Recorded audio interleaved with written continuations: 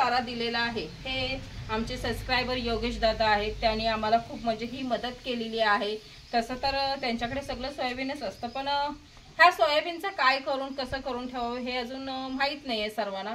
त्यासाठी आम्हाला त्यांनी ही खूप मदत केली। पावसात जो भिजलेला होता तो आम्ही आणलेला नाही, पण जो सुका वगैरे होता नवीन नवीन भरडत होते तिथे तो आम्ही आणलेला। आपण जेव्हा पण मेंढी पालन वगैरे करतो त्यावेळेला मेंढी पालनामध्ये सर्वात म्हणजे महत्त्वाचा भाग म्हणजे आपला चारा नियोजन। आता 2023 मध्ये आमचा चारा नियोजन खूप बिघडलेला होता, तसंच कव्हर करत करत गेलेला। तेव्हा 2024 मध्ये थोडासा कव्हर झाला, पण आता असं नाही की थोडासा कव्हर नाही करायचा, तर पूर्ण कव्हर करायचा आहे। त्यासाठी आणि नवीन नवीन म्हणजे प्रयोग करून चारा वगैरे नियोजन चालू आहे। आणि ह्या 2025 मध्ये हा पण जो आपला कमी राहिलेला चाऱ्याचा होता तो सर्व कव्हर करून घ्यायचा आहे। आणि तसंच बघायला गेला तर आपण सोयाबीनचा भुसकाट वगैरे जसं आता हे बघा, हा जो सोयाबीनचा भुसकाट आहे आणि हा ह्याच्यात काट्या वगैरे म्हणजे 40% तर हा चारा काट्यांवरच असतो। आणि हा आपण जर मेंढरांना असाच घातलेला तर काय होतंय की ह्या मात्रेचा हा पाला आहे हा खातात, आणि हा जो काट्यांचा 40% जो चारा आहे तो जसं आपण धान्यातनं खडे वगैरे कसे काढतो तशा प्रकारे ते निवडून काढत असतात। मग हा 40% जर वाया जात असेल, मग तुरीचा भुस्सा असू दे, हरभऱ्याचा असू दे किंवा सोयाबीनचा भुस्सा असू दे, ह्याच्यात 40% हा ज्या काट्या वगैरे आहेत ह्याचाच चारा असतो, हा वाया जाऊ नये ह्याच्यासाठी मग एक प्रयोग जसं आता हा आम्हाला जो चारा दिलेला आहे हे आमचे सबस्क्रायबर योगेश दादा आहेत, त्यांनी आम्हाला खूप म्हणजे ही मदत केलेली आहे। तसं तर त्यांच्याकडे सगळं सोयाबीनच असतं, पण ह्या सोयाबीनचं काय करून कसं करून ठेवावं हे अजून माहीत नाही आहे सर्वांना। त्यासाठी आम्हाला त्यांनी ही खूप मदत केली। पावसात जो भिजलेला होता तो आम्ही आणलेला नाही, पण जो सुका वगैरे होता नवीन नवीन भरडत होते तिथे तो आम्ही आणलेला। आणि खरंच त्यांचा धन्यवाद आहे की आम्हाला ह्या चारा दिला त्यांनी आणि खूप मदत झाली आम्हाला त्यांची। आणि कसं होतंय की हा जो चारा आहे हे पैसे वगैरे त्यांनी काहीच घेतलेले नाहीयेत, हे पण खूप म्हणजे महत्त्वाचं आहे की चारा दिला तो दिला, पण तिथे माणुसकी म्हणून त्यांनी म्हणजे 1 रुपया सुद्धा घेतला नाही। आम्हाला भरायला सुद्धा म्हणजे गाडीत वगैरे भरतेवेळी सुद्धा त्यांनी खूप मदत केलेली आहे। आणि असं आहे की आपण दुसऱ्या गावात जातो आणि तिथं आपुलकीपणा किती म्हणजे भेटतोय ह्याच्यावर पण अवलंबून आहे। आपल्याला चारा दिला त्याच्यासोबतच आपल्या म्हणजे मदत पण केली, पैसाही नाही घेतला, त्याच्यासोबत आपल्याला घरातल्या माणसांसारखं ट्रीट केलं, जेवण वगैरे सर्व दिलेलं। आणि खरंच मनापासून त्यांचा धन्यवाद मानते। आणि एक आहे की आपण जेव्हा असा चारा वगैरे आणतो तुरीचा, सोयाबीनचा किंवा हरभऱ्याचा वगैरे, त्यावेळेला असा जो चारा आहे आम्हाला सुरुवातीला जेव्हा आमच्याकडे हरभऱ्याचा चारा होता त्यावेळेला असं म्हणजे एवढी काय आयडिया नाही आली की असं भुसा वगैरे करून ठेवणं वगैरे। त्यांना जसं घालायला लागलेलं ते निवडून वगैरे टाकायला लागले, जेव्हा हा 40% कांड्यांचा चारा आपला वाया जायला लागला त्यावेळेला असं थोडं थोडं वाटलं की ह्याच्यावर काहीतरी प्रक्रिया केली पाहिजे। आणि ती प्रक्रिया काय करावी ह्या विचार करण्यात म्हणजे असं नंतर हे झालं की आपण असं पावडर करून ठेवली पाहिजे, आपल्याकडे कुटी तर आहेच। तसंच आम्ही मग त्या विचारानंतर आम्ही जो कडबा आणलेला होता त्या कडब्याची मात्र तशी कुट्टी करून ठेवून स्टोअर केलेलं। तसंच आता जसं हे सोयाबीनचं, हरभऱ्याचं जसं आपल्याला भेटेल त्याची कुट्टी करून असं स्टोअर करून ठेवलं तर आपल्याला पावसाळ्यात पण त्रास येत नाही। कारण की काय होतंय, पावसाळ्यात आमच्या इकडे थंडी असल्यामुळे खराब वगैरे होण्याची खूप चान्स असतात। पण जर समजा असं मुरघास वगैरे बॅग असेल तर त्याच्यात स्टोअर करून ठेवलं तर काही होत नाही। तसंच ही आयडिया आता बघू शकता, ह्याच्यात किती हे काट्या वगैरे आहेत, अगदी हे बघू ह्याच्यात लई काट्या आहेत आणि ह्या खूपच काट्या अशा ह्याच्यापेक्षा पण मोठ्या आहेत, तर ह्या सर्व वाया जात आहेत। म्हणून आता हा बघा आपण कुट्टी केलेला आहे,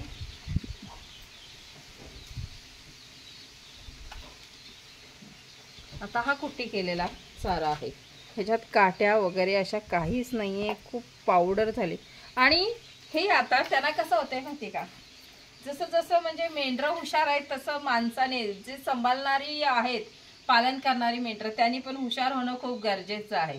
कारण की चारा जर आपला वेस्टेज गेला, एकतर आपण चारा कुठल्या परिस्थितीत कसा आणतो हे काय त्याला तर माहीत नसतं, मग आपल्याला माहीत असतं की आपण चारा कुठल्या परिस्थितीत आणतो, भले कुठे पैसे देऊन आणतो, कुठे अशा मदतीने आणतोय, मग त्यावेळेला हा चारा 100% आपल्याला कामाला येईल आणि 100% ह्याचा उपयोग होईल। अशा पद्धतीतच आपल्याला त्यांना घातला पाहिजे। आता तो चारा जर तसा घातला तर त्याचा 40% वाया जाते, पण जर समजा असं करून घातला तर ह्यातला ना 100 ग्राम पण वाया जात नाही, कारण की खूप आवडीने खातात। आणि हा चारा माझा त्यांना देताय सुद्धा, चालू पण आहे, असं नाही की मी फक्त तोंडाने सांगते, तर चालू आहे। तो चारा वाया जात नाही ह्याच्यावरून सांगते, कारण की माझी मेंढरं इतका चारा टाकतच नाही, कुठलीही मेंढरं असू दे, हा मात्र सुका चारा पूर्ण खाणार आहे। तर तसं बघायला गेलात तर पंजाब वन बघा भुसा येतो गव्हाचा, आणि तो भुसा आपल्याकडे म्हणजे शेतकरी काय आणत नाहीत, व्यापारीच आणतात, पण तरी पण तो आपल्याकडे आल्याच्या नंतर 6 रुपये किलोनी विकला जातो। आणि तसंच बघायला गेलं तर जसे हे तबेलेवाले वगैरे आहेत त्यांना चारा वगैरे जास्त लागतो सुका, मग ती ही गव्हाचा भुसा घेत असतात। आणि हा जो गव्हाचा भुसा वगैरे विकतात वगैरे हे आपल्याला काय माहीतच नाही, आमच्याकडे काय माहीतच नव्हतं। गेल्या वर्षी मात्र असं झालं की एखादा म्हणजे व्यापारीच होते ते आले गव्हाचा भुसा वगैरे, आणि आम्हा लोकांना काय माहीतच नव्हतं की त्या गव्हाच्या भुस्याचं काय होतं, मग आम्ही लोक पेटून वगैरे द्यायचो। मग त्यामुळे तर त्यांनी जमा करून नेला, कोणी पैसे वगैरे तर घेतले नाही, पण नाही बोलला तरी एक आईसर भरून तेवढा तो भुसा नेला त्यांनी। आणि नंतर मग माहीत पडलं की त्या गव्हाचा भुस्याचा वगैरे काय होतो। मग ह्या वर्षी काय करणार, त्या गव्हाचा भुस्सा जो आता आहे, गहू निघेल तेव्हा दाखवेनच त्या भुस्सा वगैरे, आणि त्या भुस्याचा मात्र त्याच्यावर काय प्रक्रिया वगैरे केली जाते ते पण मी दाखवेन। आणि त्या आता जो ह्या वर्षीचा गव्हाचा भुस्सा निघणार आहे तो मात्र मी फुकट नाहीच, पण विकत पण कोणाला देणार नाही, कारण की तो आपल्या स्वतःसाठी स्टोअर करून ठेवणार आहे।